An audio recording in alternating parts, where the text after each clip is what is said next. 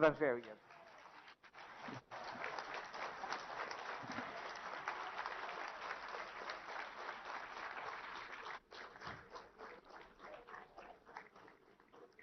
माननीय प्रधानमंत्री जी video conferencing के जरिए हमसे जुड़ चुके हैं।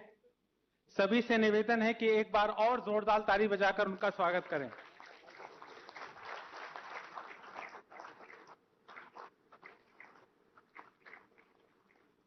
आदरणीय प्रधानमंत्री जी, मैं इस सभा की ओर से आपका हार्दिक स्वागत करता हूं और यदि आपकी अनुमति हो तो इस कार्यक्रम को आगे बढ़ाना चाहता हूं।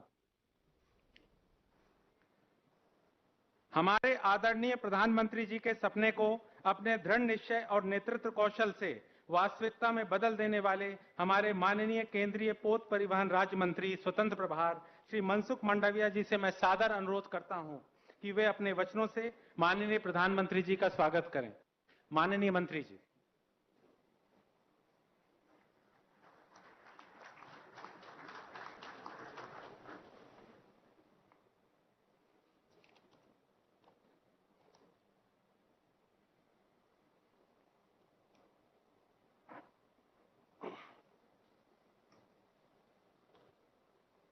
सूरत एवं सौराष्ट्र को जोड़ने वाली रोपेक्स फेरी के शुभारंभ के अवसर पर आज हमारे बीच वर्चुअली उपस्थित भारत के सर्वाधिक प्रिय लोक नेता और आत्मनिर्भर भारत का प्रणेता आदरणीय मोदी जी, आज के प्रसंग में विशेष उपस्थित गुजरात के यशस्वी मुख्यमंत्री आदरणीय विजय भाई, हमारे बीच में आज विशेष उपस्थित भारतीय जनता पार्टी के प्रदेश अध्यक्ष और समग्र देश में सबसे अधिक वोटों से ईसी नवसारी सीट से विजेता रहे हैं ऐसे हमारे सीआर पाटिल जी, गोगा की ओर से हमारे साथ जुड़े हुए गुजरात सरकार के वरिष्ठ मंत्री आदरणीय भूपेंद्र सिंह जी, आदरणीय ईश्वर भाई परमार, आदरणीय कुमार भाई कानाणी, आदरणीय विभावरी बेन दवे, हमारे भावनगर के सांसद बहन श्री भारतीबेन सियाल, दर्शनाबेन जरदोश, मंच पर उपस्थित सभी वरिष्ठ नेतागण, उपस्थित भाइयों एवं बहनों, आज का अवसर गोघा और सौराष्ट्र के लिए एक महत्वपूर्ण अवसर है। मैरीटाइम सेक्टर एक ऐसा सेक्टर है जिस सेक्टर में हिंदुस्तान विश्व में एक बार सर्वोच्च स्थान पर थे। हिंदुस्तान में चाहे वो शौल्य साम्राज्य हो, मगध साम्राज्य हो या तो पांडियन साम्राज्य हो, आप गल्फ पैसिफिक आइलैंड में पूर्वोत्तर भारत में जाइए और पैसिफिक महासमुद्र में आए हुए कोई भी देश में जाइए, वहां भारतीय लोग आपको दिखेंगे। हिंदुस्तान का कारोबार पैसिफिक आइलैंड कंट्री से सदियों से चल रहा था। 5000 साल पुराना लोथल विश्व में एक एकलौता डॉक है जो 5000 साल पहले दुनिया के साथ जुड़ते थे। इतना ही नहीं, हमारे वेस्ट कोस्ट के माध्यम से हम अफ्रीकन कंट्री से जुड़े थे। आप मस्कत में जाइए, वहां आपको सलाया ट्रीट मिलेगी। आप दारुसलम में जाइए, तांजानिया में दारुसलम में आपको ओखा ट्रीट मिलेगी। इतना ही नहीं, लेकिन ये जमाने में सदियों पहले गल्फ ऑफ कैम्बे खंभात के अखात के माध्यम से, साबरमती रिवर के माध्यम से हम अहमदाबाद को जोड़ते थे और अहमदाबाद में आज भी मस्कती मार्केट है। मस्कत के साथ ये जमाने में हमारा ट्रेड हुआ करता था। शिवाजी महाराज के समय में हिंदुस्तान और शिवाजी महाराज की नेवी ये दुनिया में पॉपुलर थी। जिस स्थान पर हम बैठे हैं, ये सूरत की धरती पर आज से 200 साल पहले वाडिया बंधु, वाडिया फैमिली थी और दुनिया के सबसे अच्छे शिप यहां बनाते थे और बना के रेडी रखते थे। दुनिया के लोग यहां आते थे और हमारे शिप को लेके जाके यहां से परचेज करके ले जाते थे। और उसके बाद एक समय आया, इस समय में, अंग्रेज समय में हमारा मैरीटाइम सेक्टर को पिछड़े रखा गया। हिंदुस्तान की शिप बिल्डिंग को गिराया गया और केवल रॉयल नेवी के लिए ही हिंदुस्तान में शिप बिल्डिंग होने लगा। इंडियन सी फेरर को हटाया गया और हिंदुस्तान का एक जाजरमान मैरीटाइम इतिहास, हिस्ट्री हमारी बन के रह गई। आजादी के 17 साल के बाद मोदी जी एक नया इतिहास रख रहे हैं। मोदी जी ने आत्मनिर्भर भारत के माध्यम से फिर से मैरीटाइम सेक्टर के प्रति अपना ध्यान केंद्रित किया। जो हमारी क्षमता थी उसको उजागर करने की कोशिश की। दोस्तों, मोदी जी की इच्छा शक्ति से आत्मनिर्भर भारत के माध्यम से जिस सेक्टर में हम नहीं थे, इस सेक्टर में आज हम पहुंचने लगे। आपने देखा होगा, केवल 35 दिन में, 45 दिन में मोदी जी ने हिंदुस्तान को सी प्लेन उड़ाने वाली कंट्री के कॉलेजियम में रख दिया और हिंदुस्तान में सी प्लेन उड़ा। मुझे पता है 20 मार्च के दिन मैरीटाइम बोर्ड और मेरे दीनदयाल पोर्ट की एक ज्वाइंट टीम ने हजीरा और दहेज और घोघा की विजिट की थी। भूतकाल की सरकारों ने जितने समय में डीपीआर नहीं बनता था, जितने समय में प्रोजेक्ट की तैयारी हो नहीं पाती थी, बीच में कोविड आ गया, लेकिन भी 6 महीने में एक बड़ा इंफ्रास्ट्रक्चर खड़ा करके सौराष्ट्र और सूरत को जोड़ने हम जा रहे हैं। ये मोदी जी की कार्यशैली की एक सबसे बड़ा एग्जाम्पल है। और इस मैरीटाइम सेक्टर को फिर से मोदी जी के नेतृत्व में, आज तक हिंदुस्तान में इतनी बड़ी रोपेक्स फेरी नहीं चली है जिसमें 500 से ज्यादा पैसेंजर बैठ सके, जिसमें 35 से 40 ट्रक आ सके, जिसमें 100 मोटर कार आ सके। ऐसी फेरी आज के दिन तक नहीं चली है। मैंने कल शाम को जाके देखा, कल सारा सूरत उत्साहित था। फेरी में, शिप में रोशनी की गई थी।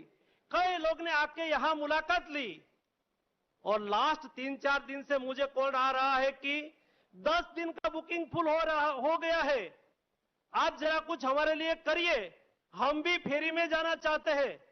सारे सौराष्ट्र के सभी शहर आज हमारे साथ वर्चुअली जुड़े हुए हैं। सभी चैंबर ऑफ कॉमर्स जुड़ी हुई है, सभी एनजीओ जुड़ी हुई है, सभी संस्थाएं जुड़ी हुई है और आज उत्सुकता के साथ घोघा से हजीरा तक के फेरी का प्रारंभ के अवसर पर अपनी आकांक्षाओं के साथ, विकास के सपनों के साथ आज हमारे साथ जुड़ गए हैं। और ऐसी स्थिति में आज मोदी जी का एक सपना था कि सूरत को मुझे सौराष्ट्र के साथ जोड़ना है। इस सपनों में शामिल होने के लिए आज मोदी जी हमारे साथ जुड़े हैं। मैं मोदी जी का, यहां बैठे हुए सभी मंचासीन महानुभावों का और उपस्थित और प्रत्यक्ष अप्रत्यक्ष हमारे साथ जुड़े हुए सभी का हार्दिक हार्दिक स्वागत करता हूं।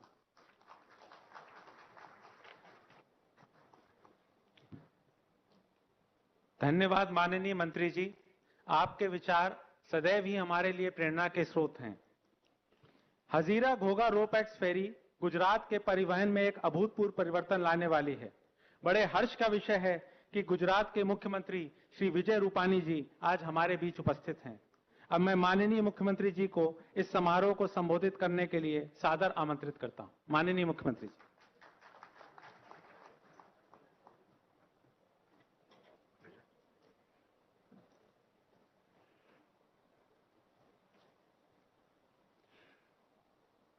આજના કાર્યક્રમમાં ઉપસ્થિત ભારતના લોકપ્રિય પ્રધાનમંત્રી, જેમને વિશ્વમાં ભારતને ખૂબ પ્રતિષ્ઠા અપાવી અને આ ભારત માતા એ જગતજનની બને, આ ભારત આત્મનિર્ભર બને, મેક ઇન ઇન્ડિયા બને, એમના માર્ગદર્શનથી આજે દેશમાં એક નવો આત્મવિશ્વાસનો જે સંચાર થયો છે, એવા આપણા સૌના આદરણીય શ્રી વડાપ્રધાન નરેન્દ્રભાઈ મોદી, મંચ ઉપર ઉપસ્થિત ભારત સરકારના શિપિંગ મંત્રી માન્ય શ્રી મનસુખભાઈ, પ્રદેશ ભારતીય જનતા પાર્ટીના અધ્યક્ષ, સુરતના સાંસદ માન્ય શ્રી સી.આર. પાટીલ, ઘોઘામાં ઉપસ્થિત માન્ય ભૂપેન્દ્રસિંહજી, બંને જગ્યાએ ઉપસ્થિત સૌ મંત્રીમંડળના સાથીઓ, સંસદ સભ્યો, ધારાસભ્યો, ઉપસ્થિત ભાઈઓ અને બહેનો, સૌપ્રથમ તો ભારત સરકાર અને આદરણીય વડાપ્રધાન નરેન્દ્રભાઈ મોદી,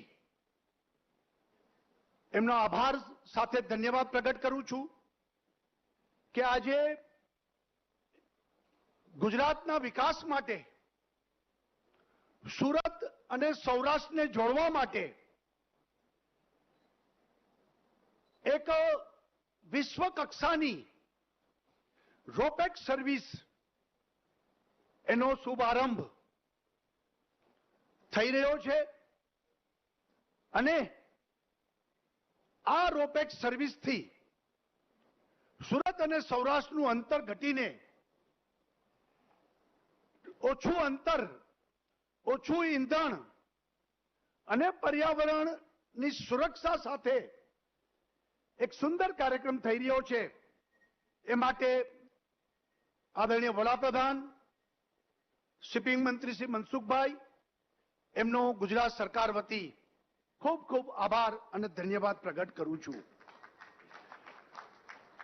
એમ કહેવાય છે કે મોસાળે માં પીરસનાર હોય તો પછી ચિંતા શેની. અને આમ પણ ગુજરાતે વર્ષો સુધી અન્યાય સહન કર્યો છે. હવે મોસાળે માં પીરસનાર છે ત્યારે આ ગુજરાતના સર્વાંગી વિકાસ માટે આપણે વડાપ્રધાન નરેન્દ્રભાઈ મોદીનું ત્યાંથી મદદ અને હૂફ, માર્ગદર્શન સતત મળતું રહે છે.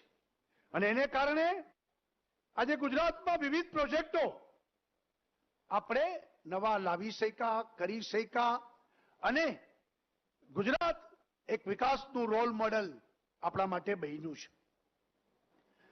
અગાઉ મેં કીધું એમ અન્યાયની હારમાળા એ આપણે સહન કરી છે, પરંતુ નરેન્દ્રભાઈ વડાપ્રધાન બનતાની સાથે 17મા દિવસે નર્મદા ડેમ એની બધી મંજૂરી મળી ગઈ અને આજે એ મોટી આપણી જીવાદોરી યોજના એ દિલ્હીને કારણે, મોદીજીને કારણે સફળ થઈ.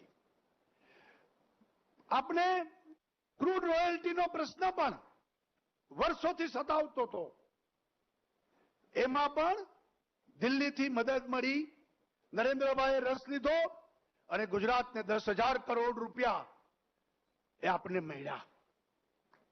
બુલેટ ટ્રેનનો પ્રોજેક્ટ, આખા ભારતમાં પહેલી બુલેટ ટ્રેન, એ પણ આપને નરેન્દ્રભાઈને કારણે, ભારત સરકારને કારણે મળી. ગુજરાતમાં પહેલી વહેલી એમ્સ, આટલા વર્ષ સુધી બધે એમ્સ બનતી હતી, ગુજરાતમાં બનતી નહોતી. એ દિલ્હીમાં નરેન્દ્રભાઈ વડાપ્રધાન થયા અને ગુજરાતને એમ્સ મળી.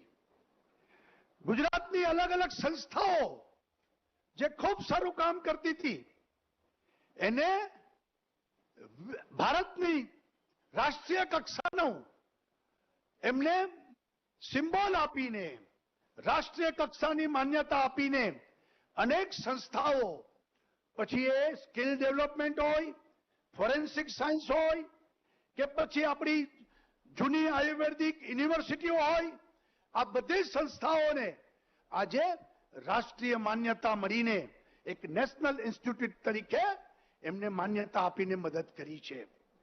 ટુરિઝમ ક્ષેત્રમાં પણ આપણે કચ્છની ઘોરડાના વિકાસની વાત હોય, લોથલની વાત હોય કે પછી ટ્રાઇબલ વિસ્તારમાં આપણે ટ્રાઇબલ મ્યુઝિયમની વાત હોય, ગાંધી સર્કિટની વાત હોય, સ્ટેચ્યુ ઓફ યુનિટીની વાત હોય, આ બધામાં કેન્દ્રીય સરકારની નરેન્દ્રભાઈના માર્ગદર્શનથી એ બધી મદદો આજે ગુજરાતને ઘણા વર્ષો પછી મળી રહી છે.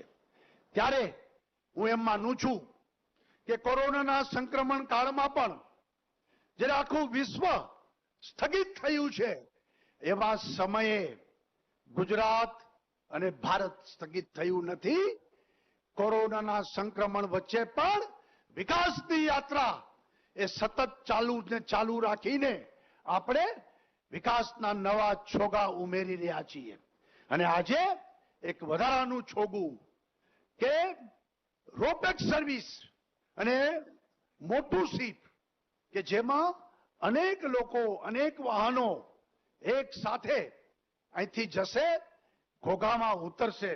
અગાઉ જે મનસુખભાઈએ વાત કરી કે ગુજરાતનો આ સાગરકાંઠો, એની જાઓ જલાલી દુનિયાભરમાં આ સાગરકાંઠાને કારણે ત્યાંથી આપણે દુનિયાભરમાં વેપાર ઉદ્યોગ કરતા હતા.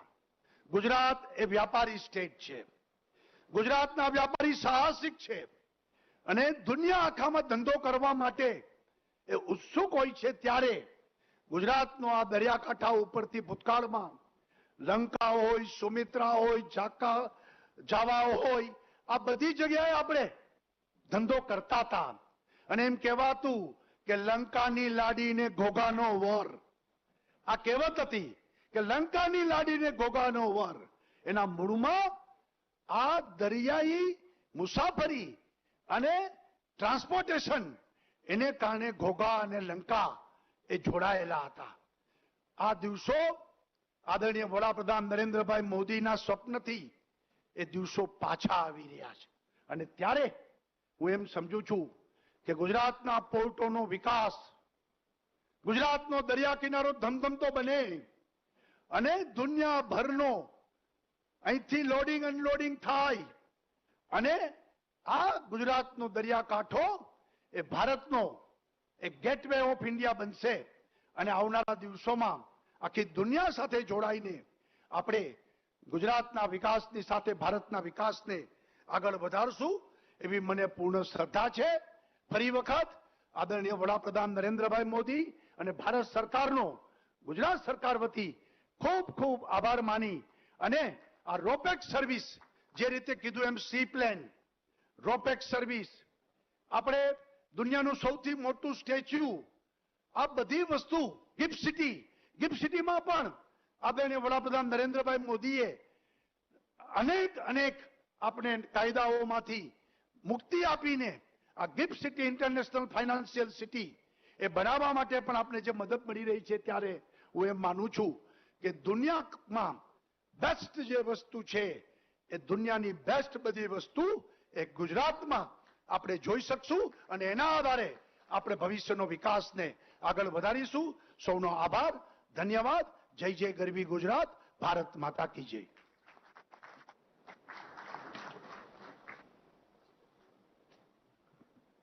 धन्यवाद सर. आदरणीय प्रधानमंत्री जी, हजीरा घोघा रोपैक्स फेरी के शुरू होने से खंबात के अखात के दोनों तरफ हर्ष की लहर है.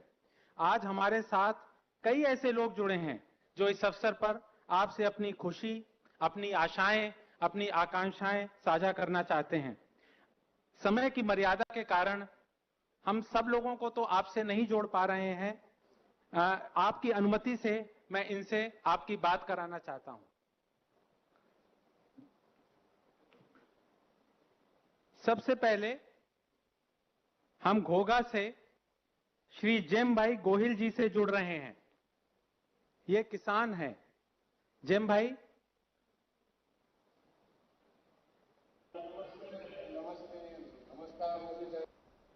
જેમભાઈ તમારો અવાજ બરાબર નથી આવતો. મારું ગામ જૂનાભાદર તાલુકો હા જેમભાઈ હવે જેસર બરાબર જિલ્લો ભાવનગર. સંભળાણું. હા હવે મારી ઉંમર છે 52 વર્ષ અને ધંધો ખેતી અને ભણ્યો છું 3 ચોપડી. હવે ખેતીમાં શાકભાજી અને ફળાવ છે એ તો ભાવનગર અને જુનાગઢ એ સપ્લાય થઈ જાય. બાકી રહ્યું શાકભાજી રીંગણા. તો રીંગણા અમે 1987 થી સુરત સપ્લાય કરીએ. તો સુરત પહેલા જતા 1987 માં 17-18 કલાક તક. હવે પછીથી 95 પછીથી 12-13 કલાક લાગે છે અને એમાં ટ્રાફિક આવી જાય તો બીજે દિવસે વારો આવે. હવે અમારા માટે ખુશીના સમાચાર તો એ છે કે જે દરિયાઈ માર્ગે અમને જે લાભ મળશે, રોજની 10 થી 12 ગાડી અમારી સુરત રીંગણા જાય અને એટલા રીંગણા જાય છે કે 4 થી 5 જાતના જાય પાછા.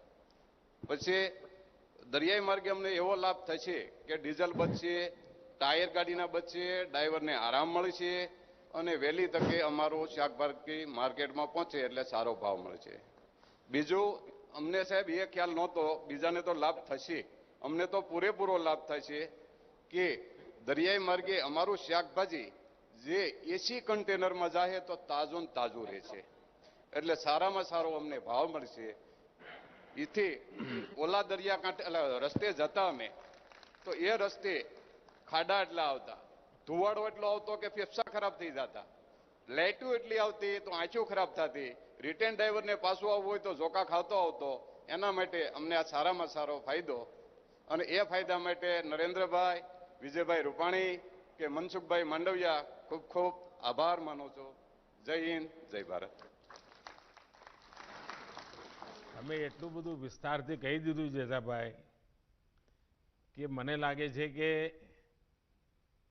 આ નવી વ્યવસ્થાથી કેટલા પ્રકારના લાભ મળે છે, સરળતા કેટલી આવે છે, બધા વિશે તમે એકસાથે સમજાવી દીધા. હું માનું છું કે આખા કાર્યક્રમનો કોઠાસૂઝથી માણસ, આપે એમ કહ્યું કે આપ 3 ચોપડી ભણેલા છો અને ખેતીનું કામ કરો છો, છતાં પણ આખું એનું અર્થશાસ્ત્ર, આખું એનું વિજ્ઞાન, જલમાર્ગ, રોડ માર્ગ, આ બધું તમે સમજાવી દીધું. મને લાગે છે કે ગુજરાતના ખેડૂતની આ જે વિશેષતા છે, પરિવર્તનશીલ છે, નવી ચીજો બહુ આસાનીથી સ્વીકારે છે અને સુરતવાળાને ખબર પડે કે આ કાઠિયાવાડથી આવ્યું છે એટલે તમારે સાહેબ 2 હાથે રૂપિયા ધરીને લેવા તૈયાર થઈ જશે. તો તમને ખૂબ ખૂબ અભિનંદન અને ખૂબ સારું તમારી પ્રગતિ થાય અને પર્યાવરણની પણ રક્ષા થાય.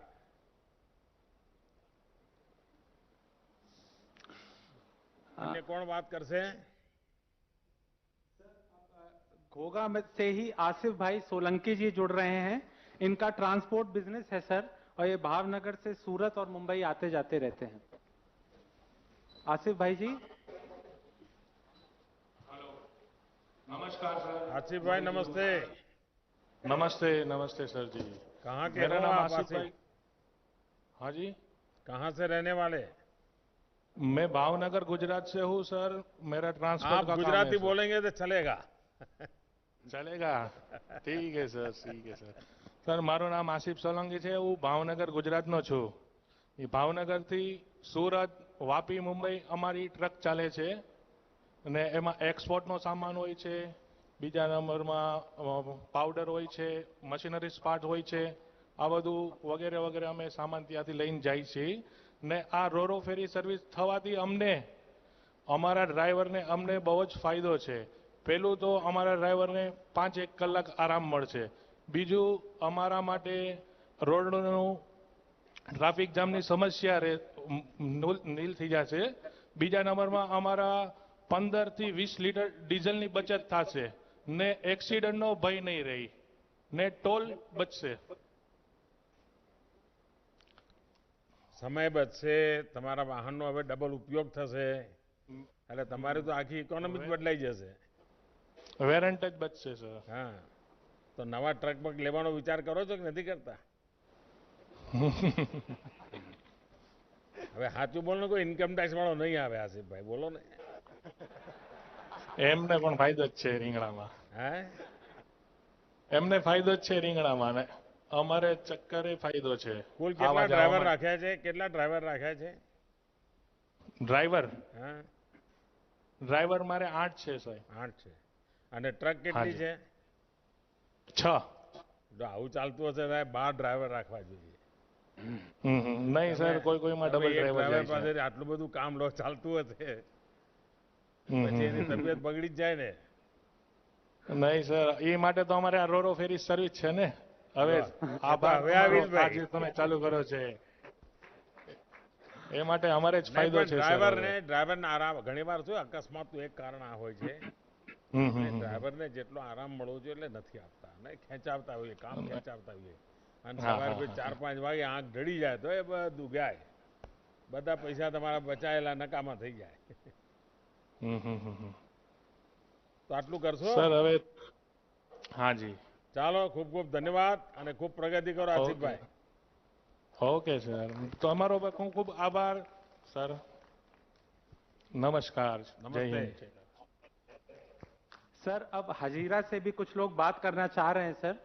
उनमें सर सबसे पहले बात कराता हूं सर श्री नंदलाल जी से. ये सर कृषि पैदावार का भी व्यवसाय करते हैं और डायमंड ब्रोकर भी हैं सर. हेलो, नंदलाल जी बात करिए. नमस्ते मोदी सर. નંદલાલજી નમસ્તે. મોદી, નમસ્તે સર. અમારું વર્ષોથી હજીરા ઘોઘાનું સપનું હતું અને આજ સાકાર થવા જઈ રહ્યું છે. હું ડાયમંડ બ્રોકર છું અને ખેતીવાડી સાથે સંકળાયેલો ખેતીવાડી કરું છું, અને મારે વારે વારે અવારનવાર જવાનું થતું હોય છે સૌરાષ્ટ્ર. અને આ રોરો ફેરીથી અમે વન ડેમાં, એક જ દિવસમાં અમારું કામ કરી અને પાછા અમારા હીરાના ધંધા સાથે જોઈન્ટ થઈ જઈશું. એનાથી અમને ઘણો બધો ફાયદો થવાનો છે. આ રોરો ફેરી અમે વર્ષોથી અમારી માંગણી હતી. મનસુખભાઈને અમે વારે વારે લેટર પણ લખેલા હતા. અમારા કુમારભાઈ કાનાણી, પ્રવીણભાઈ ઘોઘારીને રજૂઆત કરી હતી. તો આપ, આ વિજયભાઈ, મનસુખભાઈ અને આપનો, મોદી સાહેબ, આપનો અમે ખૂબ ખૂબ આભાર માનીએ છીએ કે આ સેવા અમારા પબ્લિકને અમે પ્રોવાઈડ કરી છે. એની માટે ખૂબ ખૂબ ધન્યવાદ. અને આવતા દિવસોમાં સુરતથી સૌરાષ્ટ્રની અવરજવર પણ વધી જશે. ત્યાંની ખેતીવાડી કરવાની લોકો જશે, અને એક વન દિવસમાં જ આવવાનો છે તો લઘુ ઉદ્યોગો પણ ત્યાં ડેવલપ થવાના છે. હીરાના કારખાના થાય, અને ખેતીવાડીનો અમે જે વસ્તુ નથી પકવતા એ હવે શાકભાજી કે બીજી કોઈ પકવી અને અહીંયા લાવશું. સમયના હિસાબે અમે નહોતા પકવી શકતા, શોર્ટ ટાઈમમાં આવશે, એનાથી ઘણો બધો ફાયદો થવાનો છે. ચાલો નંદલાલભાઈ, તમને અને તમારા બધા સાથીઓને, તમે તો બહુ કમાલ કરી છે. સુરત આવો તો હીરા, અને ભાવનગર આવો તો હળ. એક બાજુ હળ ચલાવવાનું, બીજી બાજુ હીરા ચમકાવાના. સાહેબ, અમે તમને ગુજરાતના મુખ્યમંત્રી હતા ને ત્યારે તમને મેં સાંભળ્યા છે રૂબરૂ, અને તમે એવું કીધું હતું કે હીરા સાથે બીજો પણ ધંધો ડેવલપ કરજો. એને એ અમે લક્ષ્યમાં લીધેલું છે. ચલીએ, મારી વાત તમે યાદ રાખી અને બધા લાગુ કરીએ, બધા અભિનંદન. ओके, थैंक यू भैया. सर अब गिरीश भाई वाघेला जी हैं सर. ये हीरा उद्योग में रत्न कलाकार हैं सर. ये हजीरा से ही जुड़ रहे हैं साहब. नमस्ते. नमस्ते साहब. हाँ गिरीशभाई. हाँ, હું સાહેબ હીરા ઘસો છું. ક્યાં ના છો? 15 વર્ષથી. હે, ક્યાં ના વતની? 15 વર્ષ. આ વતની પાલીતાણા તાલુકાનું ગણધોળ ગામ. અચ્છા. ગણધોળ ગામનો હું વતની છું. 15 વર્ષથી હીરા ઘઉં છું. અને આ પરેશાની બહુ થતી બસમાં જવાની. આ અમારી માટે બહુ ફાયદો થશે નાના માણસ માટે. હવે હજારો કારીગર છે. ખેડૂતના દીકરાને હે ની પરેશાની, એ તો ટ્રકમાં જતો રહે, ટ્રેક્ટરમાં જતો પણ રહે. ખેતી સાહેબ થોડે હોય ને, એટલે મારા પિતાજી છે નહીં, મમ્મી એક છે તો જવું પડે. એક નકરી ખેતીમાં કાંઈ થાય નહીં. પણ હવે હીરામાં પડી ગયા તો પછી જરા મહેનત કરવાનું મન નહીં થતું હોય. હવે મહેનત તો બે જગ્યાએ કરવી પડે ને સાહેબ. પણ હીરામાં તો એ ચાલે નકર હાલ. હવે ખેતરમાં જવું પડે ને બધું કઈ ગમતું નહીં હોય. હા, સારું સાહેબ. નમસ્તે. આવું કર્યું એકદમ. હે? ના, જાવું નથી. ભલે ભલે બેસો. सर अब सुश्री भक्ति स्नेहल शाह जी हैं सर। ये एक फ्रीलांसर ग्राफिक डिजाइनर हैं सर। ये भी हजीरा में ही हैं सर हमारे साथ। नमस्ते सर। નમસ્તે ભક્તિબેન શું ભણ્યા છો?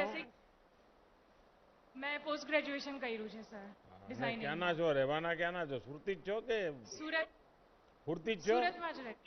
હા સોરી મેં કહ્યું હુરતી હા છો? સુરતી છું સર। હા સર સુરતી તો છું। તમારા ડિઝાઇનના નાને શું લેવા દે રે ફેરી સર્વિસને? હા એ તો છે। હમણાં હું બિઝનેસના પર્પઝથી નહીં પણ જેમ કે હું જૈન છું અને પાલીતાણા છે તે અમારું તીર્થ સ્થાન છે જ્યાં અમે ઘડી ઘડીએ દર્શન માટે જતા હોઈએ છીએ। તો જેમ કે આ ઘોઘા અને હઝીરાની જે સર્વિસ ચાલુ થશે એનાથી અમે સુરતના જૈનોને ઘણો ફાયદો થશે। જેમ કે અમારે હમણાં વર્ષમાં 1 કે 2 વાર જઈ શકતા હતા એની જગ્યાએ અમે દર્શન કરવા વારંવાર જઈ શકશું। અને આ સર્વિસ એટલી ઇઝી છે કે જેમ કે હું પોતે ડ્રાઈવ કરીને મારી મમ્મીને કે કોઈને પણ લઈ જવું હોય તો હું જાતે જઈ શકું છું। મારે કોઈના પર હવે આધાર નથી રાખવો પડતો આમાં। વાહ ભક્તિબેન, તમે તમારા નામ પ્રમાણે ગુણ છે તમને। Thank you sir. પાલીતાણાની ભક્તિ રેગ્યુલર જાઓ છો પાલીતાણા? પૂરા ઉપર ચઢાઈ કરો છો કે નથી કરતા? હા સર અમે હું કરું છું। અમે નાની હતી ત્યારથી મારા મમ્મી પપ્પા મને દર વર્ષે લઈ જાય છે ત્યાં। ચલીએ, બહુ સરસ। અને મને લાગે છે કે જૈન સમાજના લોકોને તો ઘણો આનંદ થશે। હવે તો તમને 2 લાભ છે। તમે જો જુનાગઢ જાઓ તો જે વૃદ્ધ લોકો ગિરનારની નહોતા જઈ શકતા, ખાસ કરીને દિગંબર, એમના માટે હવે બહુ સહેલું થઈ ગયું રોપવેના કારણે ગિરનારની યાત્રા। જે ગિરનારમાં અંબાજીના ભક્તો છે એમના માટે પણ હવે રોપવેની યાત્રા સરળ થઈ ગઈ। અને બીજી બાજુ પાલીતાણા જનારા જે લોકો છે, હવે તો મુંબઈથી પણ રેગ્યુલર જે પાલીતાણા આવે છે, મને 100% લાગે છે કે હવે એ લોકો હજીરા આવશે ને હજીરાથી પછી આમાં થઈને પછી પાલીતાણા જશે। જી સર જરૂર। ચાલો, ખૂબ ખૂબ અભિનંદન તમને બધાને। ખૂબ ખૂબ અભિનંદન सर जुड़ना तो और भी कई लोग चाहते थे सर, मगर कार्यक्रम में समय की मर्यादा है सर, तो हम इन 5 लोगों को ही जोड़ सके। सर मैं अब आपसे अनुरोध करता हूं कि कृपया हजीरा पोर्ट में रोपैक्स टर्मिनल का डिजिटली उद्घाटन करने की कृपा करें। तत्पश्चात इस परियोजना से संबंधित जानकारी एक लघु फिल्म के माध्यम से प्रदर्शित की जाएगी। माननीय प्रधानमंत्री श्री नरेंद्र मोदी जी के कर कमलों द्वारा हजीरा में रोपैक्स टर्मिनल का उद्घाटन एवं हजीरा से घोघा के बीच रोपैक्स फेरी सर्विस का फ्लैग ऑफ।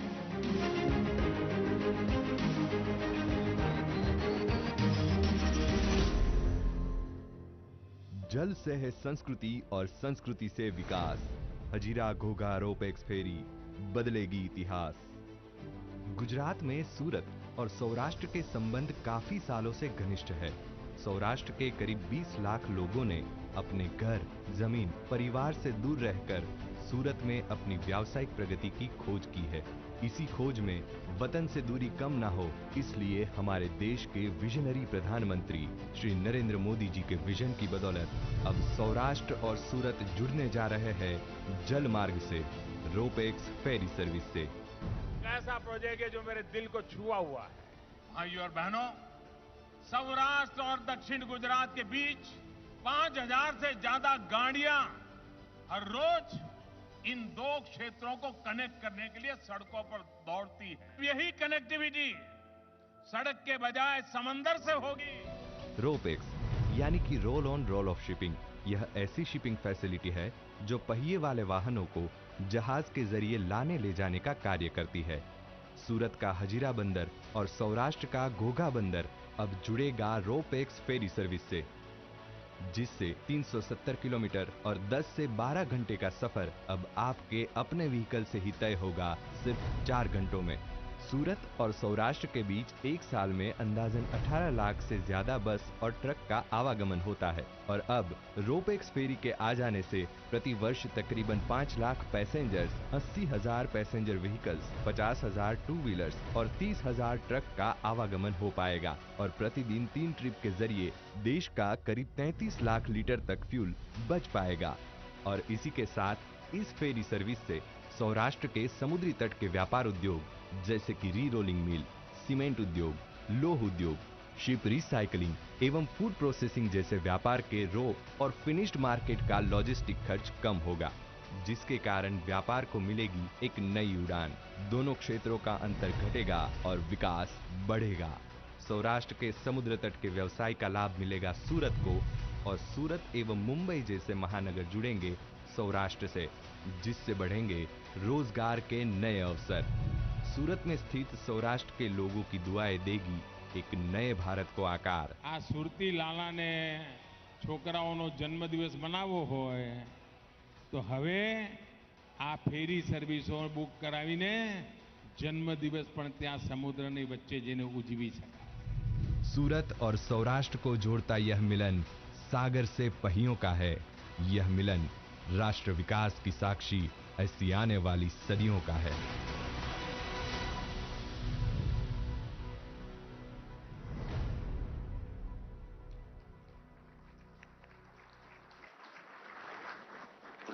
धन्यवाद सर।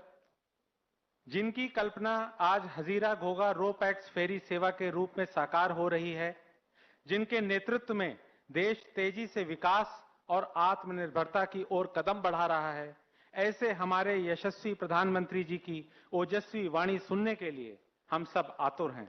अब मैं माननीय प्रधानमंत्री जी से विनम्र अनुरोध करता हूं कि वे इस अवसर पर कृपया अपने आशीर्वचनों से हम सबको अनुग्रहित करें। किसी एक प्रोजेक्ट के शुरू होने से कैसे ईज ऑफ डूइंग बिजनेस भी बढ़ती है और साथ साथ ईज ऑफ लिविंग भी कैसे बढ़ती है, इसका ये उत्तम उदाहरण है। अभी मुझे जिन 4-5 भाई बहनों से बात करने का मौका मिला और वो अपने अनुभव को जिस प्रकार से बयान करते थे, चाहे वो तीर्थ यात्रा की कल्पना हो, चाहे व्हीकल को कम से कम नुकसान होने की चर्चा हो, चाहे समय बचाने की चर्चा हो, चाहे खेती में जो उत्पादन होता है उसकी बर्बादी को बचाने का विषय हो, फ्रेश फ्रूट वेजिटेबल सूरत जैसे मार्केट तक पहुंचाने का, इतने बढ़िया तरीके से सभी साथियों ने एक प्रकार से इसके जितने आयाम है उसको हमारे सामने प्रस्तुत किया और उसके कारण व्यापार में जो सुविधा बढ़ेगी, बहुत सारी स्पीड बढ़ जाएगी। मैं समझता हूं कि एक बहुत ही खुशी का माहौल है। व्यापारी, कारोबारी हो, कर्मचारी हो, श्रमिक हो, किसान हो, स्टूडेंट्स हो, हर किसी को इस बेहतरीन कनेक्टिविटी का लाभ होने वाला है। जब अपनों के बीच की दुनिया कम होती है तो मन को भी बहुत संतोष मिलता है। आज एक तरह से गुजरात के लोगों को दीपावली के त्योहार का ये बहुत बड़ा उपहार भी मिल रहा है। खुशी के इस अवसर पर उपस्थित गुजरात के मुख्यमंत्री श्रीमान विजय रूपाणी जी, केंद्र सरकार में मेरे मंत्रिमंडल के साथी भाई मनसुख भाई मांडविया जी, भारतीय जनता पार्टी के गुजरात प्रदेश के अध्यक्ष और संसद में मेरे साथी श्रीमान CR पाटिल जी, गुजरात सरकार के सभी मंत्रीगण, सांसदगण, विधायकगण, अन्य सभी जनप्रतिनिधि और अलग अलग स्थान पर विशाल संख्या में इकट्ठे हुए मेरे प्यारे भाइयों और बहनों, आज घोघा और हजीरा के बीच रोपैक्स सेवा शुरू होने से सौराष्ट्र और दक्षिण गुजरात दोनों ही क्षेत्रों के लोगों का बरसों का सपना पूरा हुआ है, बरसों का इंतजार समाप्त हुआ है। हजीरा में आज नए टर्मिनल का भी लोकार्पण किया गया है। भावनगर और सूरत के बीच स्थापित हुए इस नए समुद्री संपर्क के लिए आप सभी को बहुत बहुत बधाई, अनेक अनेक शुभकामनाएं। साथियों, इस सेवा से घोघा और हजीरा के बीच अभी जो सड़क की दूरी 450 किलोमीटर की है, वो समंदर के रास्ते तरफ 90 किलोमीटर रह जाएगी। यानी जिस दूरी को कवर करने में 10 से 12 घंटे का समय लगता था, अब उस सफर में सिर्फ 3-4 घंटे ही लगा करेंगे। ये समय तो बचाएगा ही, आपका खर्च भी कम होगा। इसके अलावा सड़क से जो ट्रैफिक कम होगा, वो प्रदूषण कम करने में भी मदद करेगा।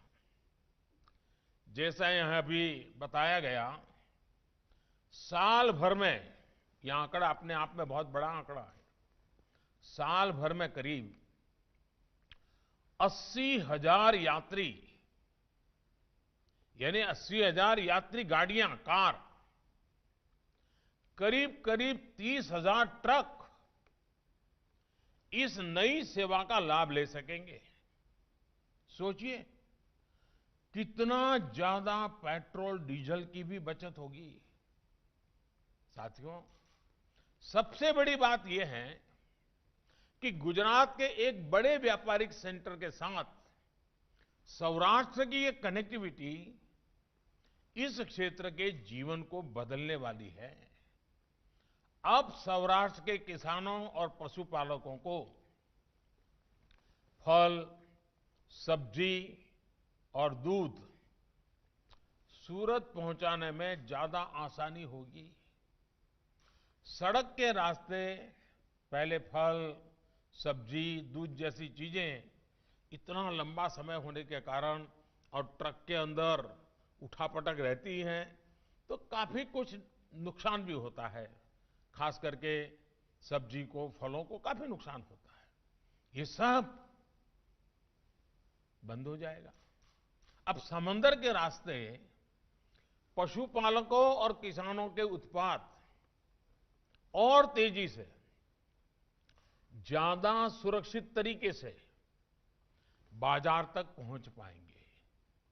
इसी तरह सूरत में व्यापार कारोबार करने वाले साथियों और श्रमिक साथियों के लिए भी आना जाना और ट्रांसपोर्टेशन बहुत आसान और सस्ता हो जाएगा। साथियों, गुजरात में रोपैक्स फेरी सेवा ऐसी सुविधाओं का विकास करने में बहुत लोगों का श्रम लगा है। ये ऐसे आसानी से नहीं हुआ है। इसको करने में कई कठिनाइयां आई, रास्ते में कई चुनौतियां आई। इन प्रोजेक्ट के साथ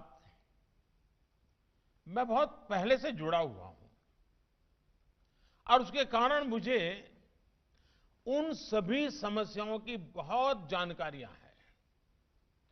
कैसी कैसी मुसीबतों से रास्ते निकालने पड़ते थे। कभी कभी तो लगता था अब ये कर पाएंगे कि नहीं कर पाएंगे, क्योंकि हम लोगों के लिए नया अनुभव था गुजरात में। तो और मैंने इन सारी चीजों को देखा है और इसलिए इसके लिए जो मेहनत की है वे सभी अभिनंदन के अधिकारी हैं। उन तमाम इंजीनियर्स का, श्रमिकों का मैं आज विशेष रूप से आभार व्यक्त करता हूं, जो हिम्मत के साथ डटे रहे और आज इस सपने को साकार करके दिखा दे रहे हैं। आज वो परिश्रम, वो हिम्मत लाखों गुजरातियों के लिए नई सुविधा लेकर आई है, नए अवसर लेकर के आई है। साथियों, गुजरात के पास समुद्री व्यापार कारोबार की एक समृद्ध विरासत रही है। अभी मनसुख भाई सैकड़ों हजारों साल की तवारीख बता रहे थे कि कैसे कैसे हम सामुद्रिक व्यापार से जुड़े हुए थे। गुजरात ने जिस तरह बीते 2 दशकों में अपने समुद्री सामर्थ्य को समझते हुए पोर्ट लेड डेवलपमेंट को प्राथमिकता दी है, वो हर गुजराती के लिए गौरव का विषय है। इस दौरान गुजरात के कोस्टल इलाकों में इंफ्रास्ट्रक्चर और डेवलपमेंट के दूसरे प्रोजेक्टों पर विशेष ध्यान दिया है। राज्य में शिप बिल्डिंग पॉलिसी बनाना हो, शिप बिल्डिंग पार्क बनाना हो या स्पेशलाइज्ड टर्मिनल का निर्माण, हर इंफ्रास्ट्रक्चर को प्राथमिकता दी गई है। जैसे दहेज में सॉलिड कार्गो, केमिकल और एलएनजी टर्मिनल और मुद्रा में कोल टर्मिनल, इसके साथ ही वेसल ट्रैफिक मैनेजमेंट सिस्टम और ग्राउंड ब्रेकिंग कनेक्टिविटी प्रोजेक्ट को भी हमने पूरी तरह बढ़ावा दिया है। ऐसे ही प्रयासों से गुजरात के पोर्ट सेक्टर को नई दिशा मिली है। साथियों, सिर्फ पोर्ट में फिजिकल इंफ्रास्ट्रक्चर का निर्माण ही नहीं, बल्कि उन पोर्ट्स के आसपास रहने वाले साथियों का जीवन भी आसान हो, इसके लिए भी काम किया गया है। कोस्टल एरिया का पूरा इकोसिस्टम ही आधुनिक हो, उस पर हमने अपना ध्यान केंद्रित किया है।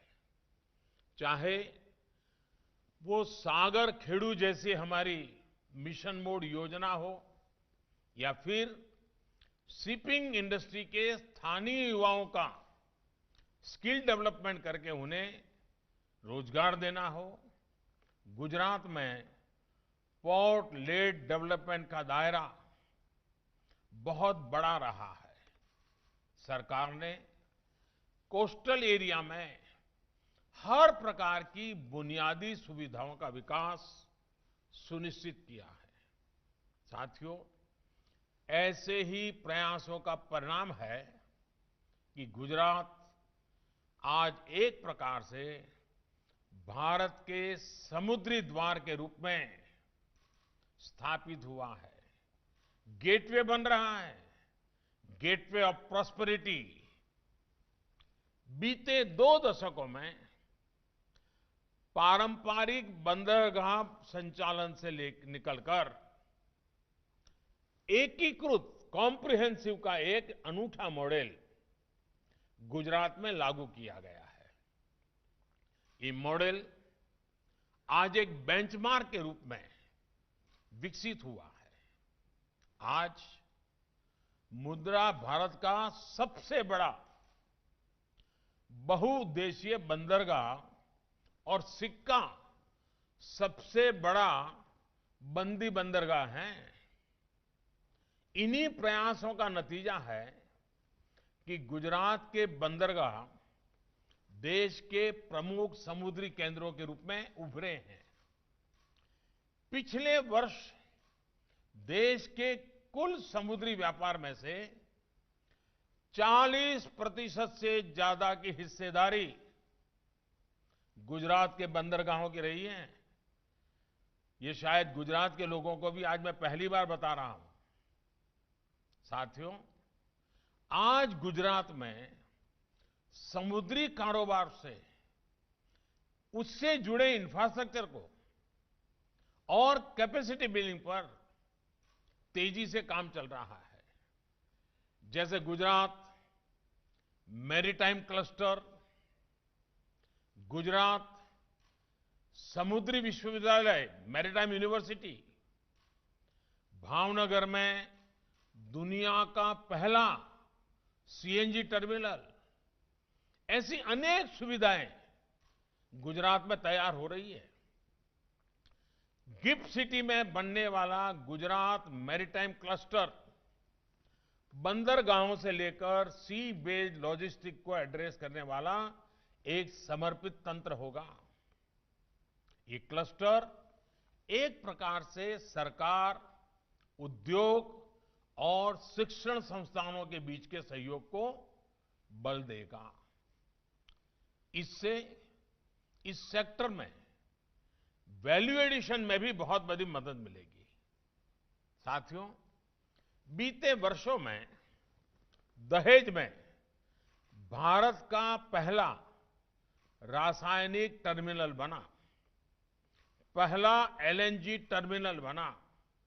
अब भावनगर पोर्ट पर दुनिया का पहला सीएनजी टर्मिनल स्थापित होने जा रहा है। सीएनजी टर्मिनल के अलावा भावनगर बंदरगाह पर रोरो टर्मिनल, लिक्विड कार्गो टर्मिनल और कंटेनर टर्मिनल जैसी सुविधाएं भी तैयार की जा रही है। इन नए टर्मिनलों के जुड़ने से भावनगर बंदरगाह की क्षमता कई गुना बढ़ जाएगी। साथियों, सरकार का प्रयास घोघा दहेज के बीच फेरी सर्विस को भी जल्द से फिर शुरू करने का है। इस प्रोजेक्ट के सामने प्रकृति से जुड़ी अनेक चुनौतियां सामने आके खड़ी हुई है। उन्हें आधुनिक टेक्नोलॉजी के माध्यम से दूर करने का प्रयास किया जा रहा है। मुझे उम्मीद है घोघा और दहेज के लोग जल्द ही इस सुविधा का लाभ फिर ले पाएंगे। साथियों, समुद्री व्यापार कारोबार के लिए एक्सपर्ट तैयार हो, एक ट्रेन्ड मैन पावर हो, इसके लिए गुजरात में मैरीटाइम यूनिवर्सिटी बहुत बड़ा सेंटर है। इस सेक्टर से जुड़ी आवश्यकताओं के लिए प्रोफेशनल एजुकेशन देने वाला ये देश का पहला संस्थान है।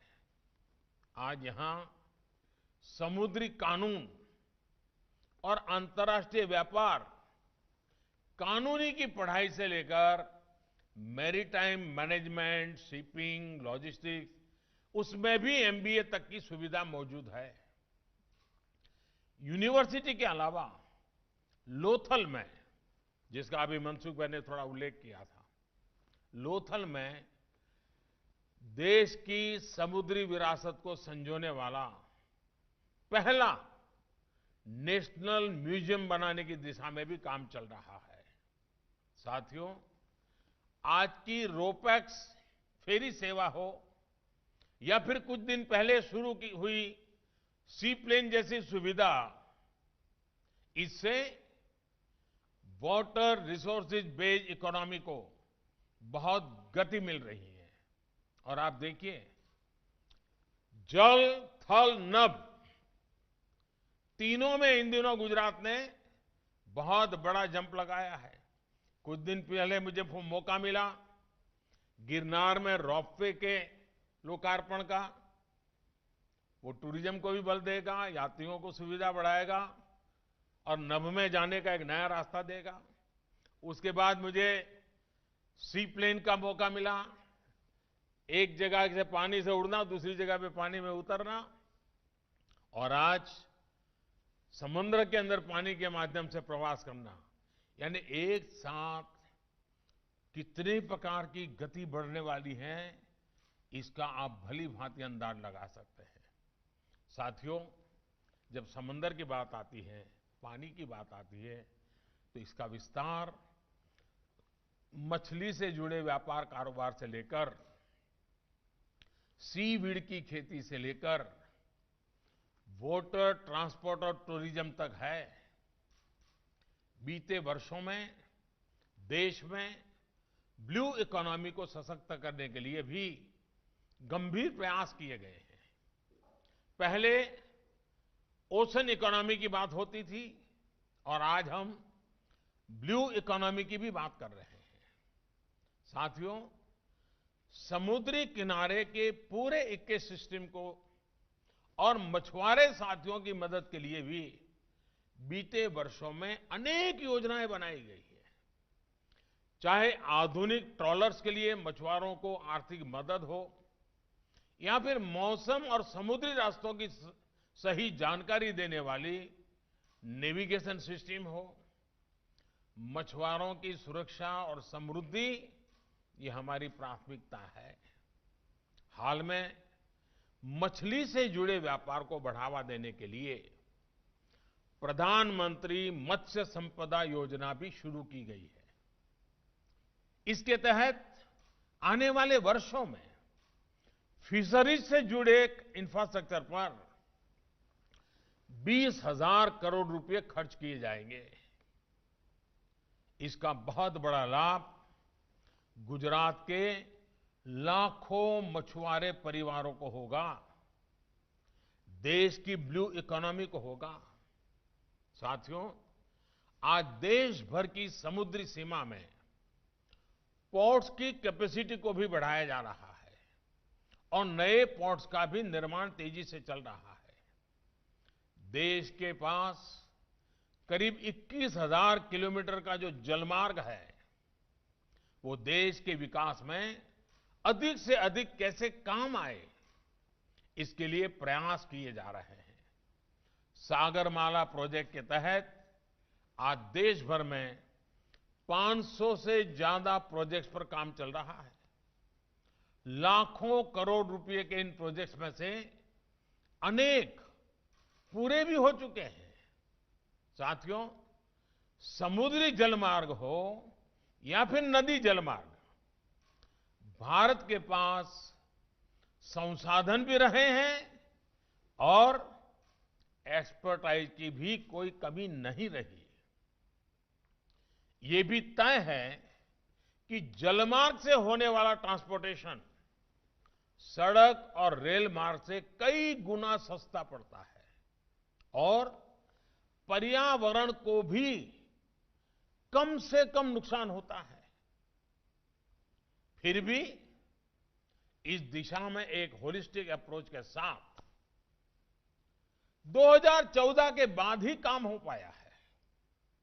ये नदियां, ये समंदर, ये मोदी प्रधानमंत्री बनने के बाद नहीं आया है, ये था, लेकिन वो दृष्टि नहीं थी जो 2014 के बाद आज देश अनुभव कर रहा है।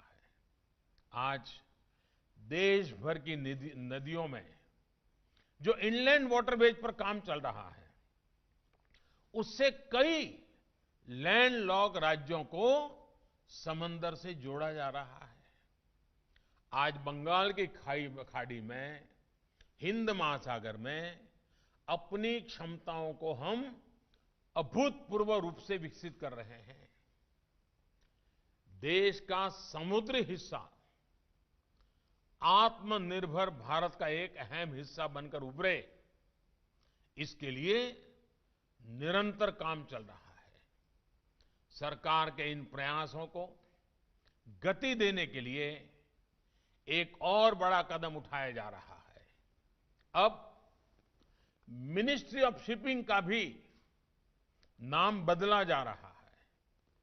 अब ये मंत्रालय ministry of ports, shipping and waterways के नाम से जाना जाएगा। उसका विस्तार किया जा रहा है। विकसित अर्थव्यवस्थाओं में ज्यादातर जगहों पर शिपिंग मंत्रालय ही पोर्ट्स और वाटरवेज का भी दायित्व संभालता है। भारत में शिपिंग मंत्रालय पोर्ट्स और वाटरवेज से जुड़ी काफी कार्यों को करता रहा है। अब नाम में अधिक स्पष्टता आने से काम में भी अधिक स्पष्टता आ जाएगी। साथियों, आत्मनिर्भर भारत में ब्लू इकोनॉमी की हिस्सेदारी को मजबूत करने के लिए समुद्र से जुड़े लॉजिस्टिक्स को मजबूत करना बहुत जरूरत है। ये इसलिए जरूरी है क्योंकि हमारी अर्थव्यवस्था पर लॉजिस्टिक्स पर होने वाले खर्च का प्रभाव ज्यादा है।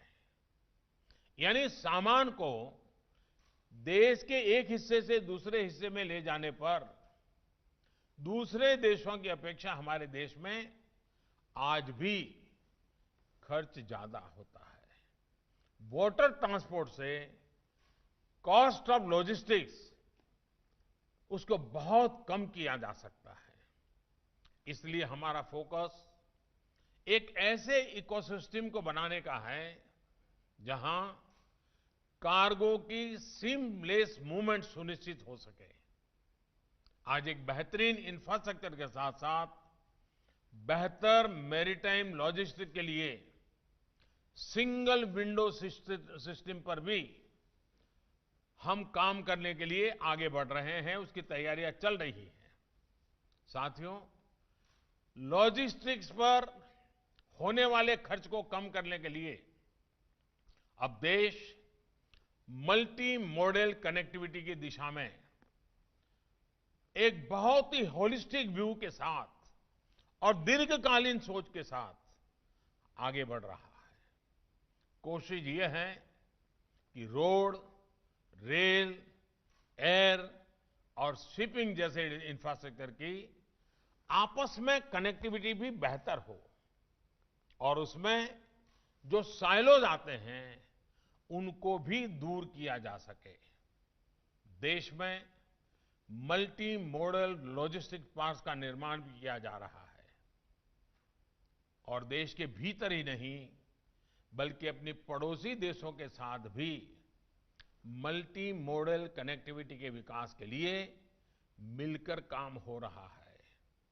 मुझे विश्वास है कि इन तमाम प्रयासों से हम अपनी लॉजिस्टिक कॉस्ट को बहुत कम कर पाने में सफल हो जाएंगे।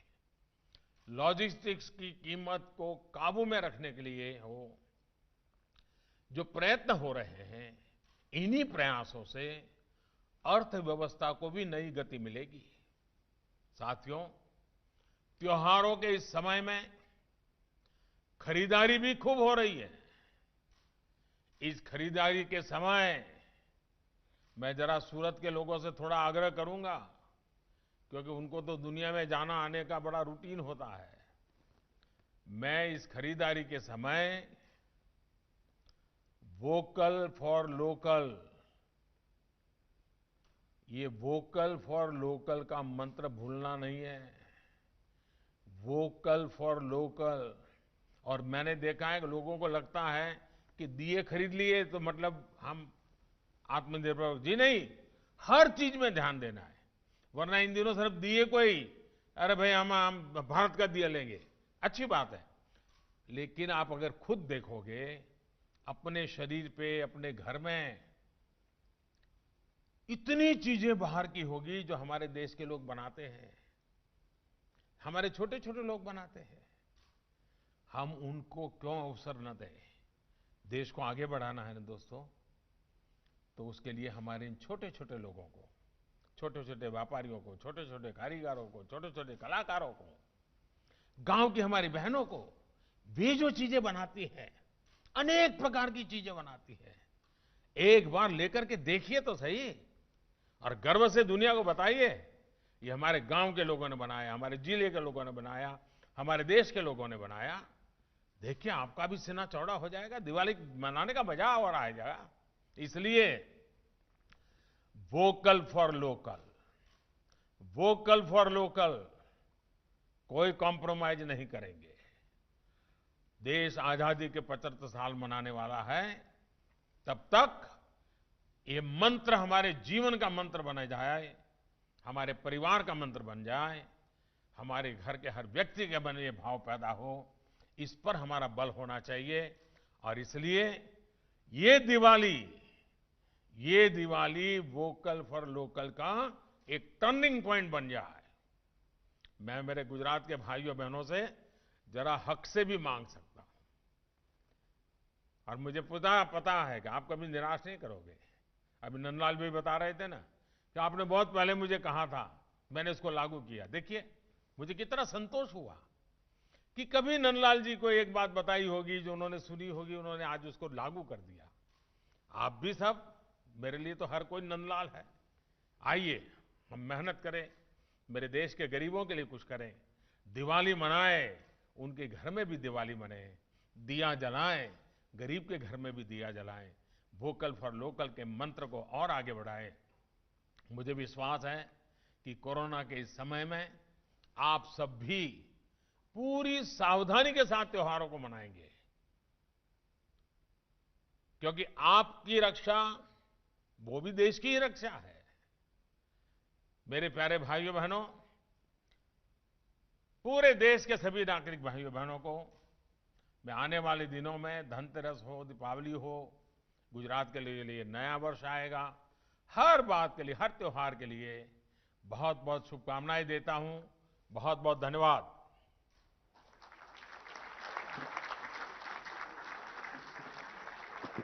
धन्यवाद सर। अब मैं माननीय प्रधानमंत्री जी से अनुरोध करूंगा कि वे हजीरा घोघा रोपैक्स फेरी सेवा को हरी झंडी दिखाकर शुभारंभ करने की कृपा करें।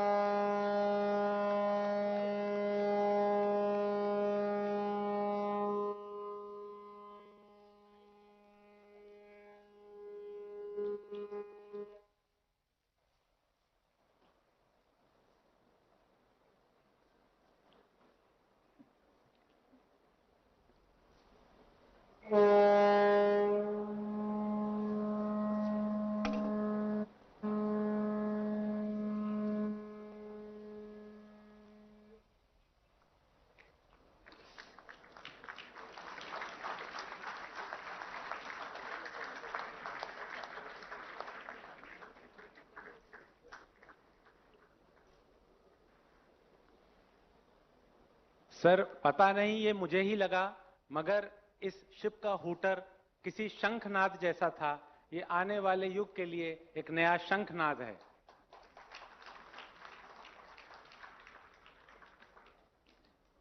मैं इस सभा की ओर से माननीय प्रधानमंत्री जी का बहुत बहुत आभारी हूं कि आपने अपने अतिव्यस्त कार्यक्रम में से समय निकालकर हमारे साथ जुड़कर इस परियोजना का लोकार्पण किया, हमें आशीर्वाद दिया और हमारा मार्गदर्शन किया। बहुत बहुत धन्यवाद सर।